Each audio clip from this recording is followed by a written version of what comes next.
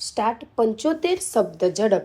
યશસ્વી વડાપ્રધાન શ્રી નરેન્દ્રભાઈ મોદીના નેતૃત્વમાં દેશમાં જળ સુરક્ષાને સુદૃઢ કરવા અને જળ ક્ષેત્રે સહકારી સંઘવાદને પ્રોત્સાહન આપવા માટે અનેક પ્રશંસનીય પહેલ કરવામાં આવી છે.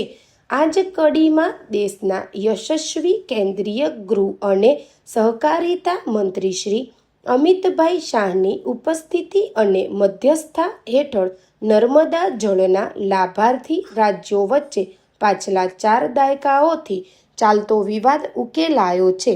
તેમની વચ્ચે બાકી ચૂકવણીના નિકાલ અંગે એક ઐતિહાસિક સમજૂતી કરાર પર હસ્તાક્ષર કરવામાં આવ્યો છે. પેરા.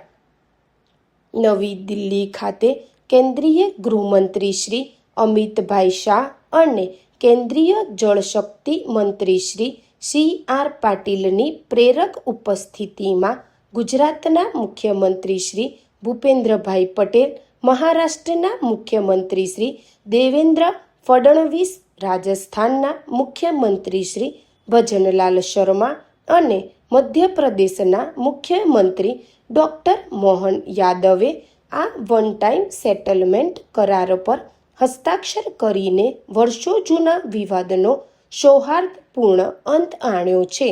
આ સાથે જ દરેક રાજ્યે ગુજરાતને પ્રતિ રાજ્ય 550 કરોડ લેખે કુલ 1650 કરોડ રૂપિયા ચૂકવવા સહમતિ દર્શાવી છે.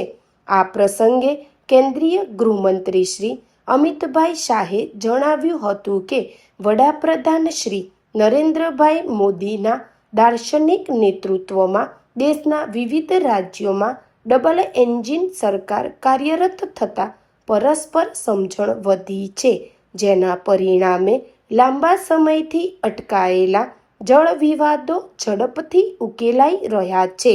પાડોશી રાજ્યોની સમૃદ્ધિ રાષ્ટ્રની સમૃદ્ધિ છે અને પાણીનો ઉપયોગ દેશના કોઈપણ ખૂણે થાય તેનાથી લાભવંતી થનાર પ્રત્યેક વ્યક્તિ ભારતીય જ છે. પેરા. કેન્દ્રીય જળશક્તિ મંત્રી શ્રી આર. પાટીલે જણાવ્યું કે વડાપ્રધાન શ્રી નરેન્દ્રભાઈ મોદીના માર્ગદર્શનથી કેન્દ્રીય ગૃહમંત્રી શ્રી અમિતભાઈ શાહે ચારેય રાજ્યોને સાથે રાખીને પરસ્પર સહમતિથી ઉકેલ આણ્યો છે.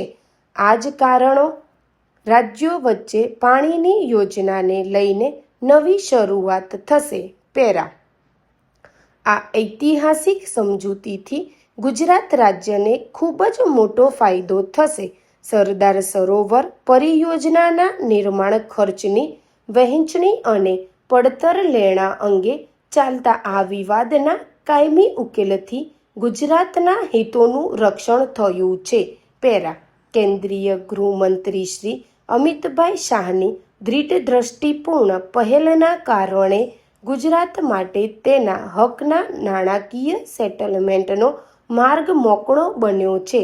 સરદાર સરોવર ડેમ પૂર્ણ થવાથી ગુજરાતના ગામે ગામ અને છેવાડાના ખેડૂતો સુધી નર્મદાના નીર અને વીજળી પહોંચી ચૂક્યા છે.